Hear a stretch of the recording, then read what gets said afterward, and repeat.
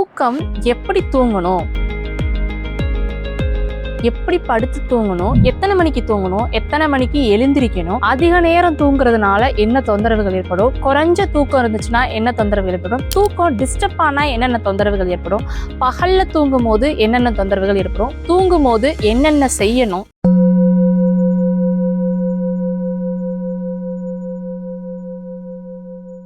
வணக்கம், நான் உங்க சித்த மருத்துவர் இனியா பிரியதர்ஷினி. எப்படி ப்ராப்பரா படுத்து தூங்கணும் அப்படின்னா, முதல்ல இடது புறமா படுத்து இடது கையை நம்ம தலைக்கு கீழே வச்சு இடது காலை குறுக்கி வலது காலை நீட்டி வலது கையை கால் மேல வச்சு நம்ம படுக்கணும். இது வந்துட்டு தூங்குறதுக்கான முறை. இது எந்த திசைகள்ல நம்ம தலை வச்சு படுக்கணும் அப்படின்னா, கிழக்கு திசையில தலை வச்சு படுக்கும் போது நம்மளுக்கு ஆரோக்கியம் கிடைக்குது. மேற்கு திசையில வச்சு படுக்கும் போது அற்ப நித்திரைன்னு சொல்லக்கூடிய தூக்கம் டிஸ்டர்ப் ஆகும். இதே வடக்கு பகுதியில தலை வச்சு படுக்கும் போது உடல் ரீதியான தொந்தரவுகள் ஏற்படுறதுக்கான வாய்ப்புகள் இருக்கு. நித்திரை செய்யும் காலம் என்ன அப்படின்னு பார்த்தோம்னா, கண்டிப்பா நைட் டைம்ல தான் தூங்கணும். சரி, எவ்வளவு நேரம் தூங்கலாம் அப்படின்னா, அதாவது பிறந்த குழந்தையில இருந்து 5 வயசு வரைக்கும் 12 மணி நேரம் தூக்கம் ரொம்பவே அவசியம். இதே 5 வயசுல இருந்து 15 வயசு வரைக்கும் 8ல இருந்து 10 மணி நேரம் தாராளமா தூங்கலாம். 16 வயசுல இருந்து 30 வயசு வரைக்கும் 7 மணி நேரம் தூங்கணும். 30ல இருந்து 50 வயசு வரைக்கும் 6 மணி நேரம் தூக்கமே போதுமானது. இதே 50 வயசுக்கு மேல 8 மணி நேரம் தூங்கணும். இந்த தூக்கம் ஏன்னா வயசானவங்களுக்கு தூக்கம் வர்றதுக்கான வாய்ப்பு குறைவா இருக்கும். ஸோ அப்ப அந்த டைம் என்ன பண்ணலாம் அப்படின்னா, தூங்கலைனாலும் அந்த 8 மணி நேரம் அவங்க கண்டிப்பா படுத்திருக்கணும். ஒரு 6 மணி நேரம் தூங்குறாங்க அப்படின்னா 2 மணி நேரம் சும்மாவது படுத்திருக்கணும். ஏன் அப்படின்னா, படுத்திருக்கும் போதுதான் அவங்களுடைய உடல் அசதி வந்துட்டு குறையும். அடுத்தது, மார்னிங் எத்தனை மணிக்கு எழுந்திரிக்கலாம் அப்படின்னா, சூரிய உதயத்துக்கு 3 நாளிகை முன்னாடி அல்லது அட்லீஸ்ட் 1 ஹவராவது முன்னாடி எந்திரிக்கணும். இந்த மாதிரி எந்திரிக்கும் போது என்ன ஆகுது அப்படின்னா, மைண்டு ரொம்ப பிரிஸ்கா இருக்கு, மைண்டு கன்ஃபியூஷன் இல்லாம ரொம்ப தெளிவா இருக்கு, கோபம் அதிகமா வராது. அது மட்டும் இல்ல, வாதம் பித்தம் கபம்னு சொல்லக்கூடிய இந்த 3 தோஷங்களும் சமப்படுது நம்மளுடைய உடம்புல. இப்போ எத்தனை மணிக்கு தூங்கலாம் அப்படின்னா, இப்போ நம்ம சொன்னோம் இல்லையா, சூரிய உதயத்துக்கு 1 மணி நேரத்துக்கு முன்னாடியாவது எந்திரிக்கணும்னு. ஸோ இப்போ அந்த டைமை நம்ம கால்குலேட் பண்ணிக்கணும். இப்போ 6 மணிக்கு சூரிய உதயம் அப்படின்னா 5 மணிக்கு கண்டிப்பா எந்திரிக்கணும் இல்லையா.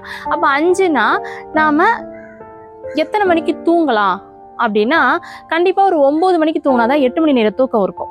சப்பா அந்த வயதுக்கு ஏற்ப நாம காலையில இந்த சன்ரைஸ் வச்சு கணக்கு பண்ணி அதுக்கேற்ற மாதிரி நம்ம நைட்டு தூங்கிக்கணும். அடுத்தது, தூக்கம் இல்லைன்னா, அதாவது சுத்தமாவே தூக்கம் வரமாட்டேங்குது அப்படின்னா, அவங்களுக்கு என்னென்ன தொந்தரவுகள் ஏற்படும் அப்படின்னா, தலை பாரம், கண்ணு பாரமா இருக்கிறது, தலை சுத்துறது, தலை வலி இருக்கிறது, கொட்டாவி அதிகமா வர்றது, டயர்ட்னஸ், பாடி பெயின், அஜீரணம், இது எல்லாமே வந்துட்டு தொந்தரவுகள் இருக்கும். சரி, இந்த தொந்தரவுகள் இருக்கக்கூடாது, நல்லா தூங்கணும் அப்படின்னா என்ன பண்ணலாம் அப்படின்னா, எண்ணெய் தேய்ச்சி குளிக்கலாம், நலங்கு மாவு தேய்ச்சி குளிக்கலாம். அப்போ மைண்ட் ரொம்ப ஃப்ரெஷ் ஆகுது, நல்ல தூக்கம் வரும்.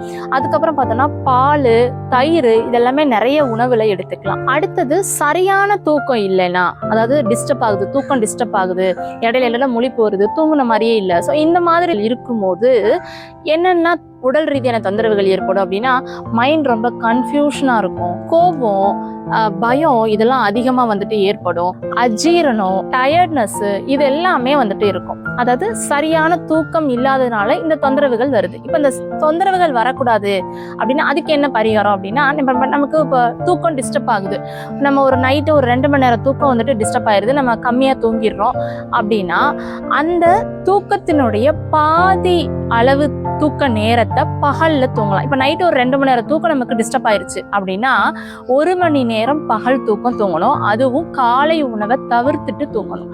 ஸோ இது ஒரு பரிகாரம். ஏதாவது இந்த தொந்தரவுகள் வராம இருக்கிறதுக்கு, தூக்கம் டிஸ்டர்ப் ஆகுறதுனால நிறைய தொந்தரவுகள் சொன்னோம் இல்லையா. ஸோ இந்த தொந்தரவுகள் வரக்கூடாது அப்படின்னா, இந்த பகல் பொழுது உணவு எடுக்காம பாதி நேர தூக்கத்தை நம்ம தூங்கணும். அது மட்டும் இல்லாம பாடி மசாஜ் வந்துட்டு பண்ணிக்கலாம். அப்போ நல்லாவே வந்துட்டு உங்களுக்கு தூக்கம் நல்லா வரும், இந்த உடல் ரீதியான தொந்தரவுகள் வராது. அடுத்தது, பகல் தூக்கம். இப்போ இந்த பகல் தூக்கம் தூங்கும் போது பாடி ஹீட்டு குறையாது, பாடி ஹீட் அதிகமாகும். அது மட்டும் இல்லாம வாத ரோகம் உண்டாகும். அது மட்டும் இல்ல சம்மர் சீசன்ல பகல் நேரம் அதிகமா இருக்கும். இப்ப பாத்தீங்கன்னா சம்மர் சீசன் தான். இப்ப நீங்க பாத்தீங்கன்னா தெரியும், காலையில 5:15 நமக்கு விடிஞ்சு வெளிச்சம் வந்துடும். அதே மாதிரி ஈவினிங் பார்த்தோம்னா 7 மணி வரைக்குமே வெளிச்சம் இருக்கு. ஸோ இந்த மாதிரி பகல் நேரம் அதிகமா இருக்கிற காலகட்டத்தில் பகல்ல தூங்கிக்கலாம். அது மட்டும் இல்ல, யாரெல்லாம் தூங்கக்கூடாது பகல்ல அப்படின்னு பார்த்தோம்னா, கொழுப்பு சத்து அதிகமா இருக்கிறவங்க, எண்ணெய் தேய்ச்சி குளிக்கிறவங்க, பாடி வெயிட்டா இருக்கிறவங்க, கபதேகி. ஸோ இவங்க எல்லாருமே என்ன பண்ணணும் அப்படின்னா பகல்ல கண்டிப்பா தூங்கக்கூடாது. யாரெல்லாம் பகல்ல தூங்கலாம் அப்படின்னா, சொற்பொழிவாற்றவங்க, அதாவது பட்டிமன்றங்கள் இந்த மாதிரி பேச்சு நிறைய வந்துட்டு பேசிட்டே இருக்கிறவங்க, அதிகமான டிராவல் பண்றவங்க, அதிகமா நடக்கிறவங்க, அதிகமா வெயிட் லிஃப்ட் பண்றவங்க. இப்ப மார்க்கெட்ல எல்லாம் வேலை பார்க்கறாங்க அப்படின்னா அவங்க நிறைய காய்கறிகளை மூட்டை தூக்குவாங்க. ஸோ இந்த மாதிரி வெயிட் லிஃப்ட் பண்றவங்க, வயதானவங்க, சின்ன குழந்தைங்க, அதாவது 5 வயசுக்கு உள்ள சொல்றோம் இல்லையா, அந்த சின்ன குழந்தைங்க, பாடி பெயின் ரொம்ப இருந்து பாடி டயர்டா ஃபீல் ஆகுறவங்க, மைண்ட் ரொம்ப கன்ஃபியூஷனா இருக்கிறவங்க, இப்போ ஏதாவது ஒரு பிரச்சனை வருது, அதனால என்ன பண்ணுவோம் அப்படின்னா, திடீர் சடனா ஒரு ப்ராப்ளம் அவங்களுக்கு வருது அப்படின்னா ஒரு பயம் இருக்கும், இல்ல கோவப்படுவாங்க, பிரச்சனைகள் அப்ப கோவப்படுவாங்க.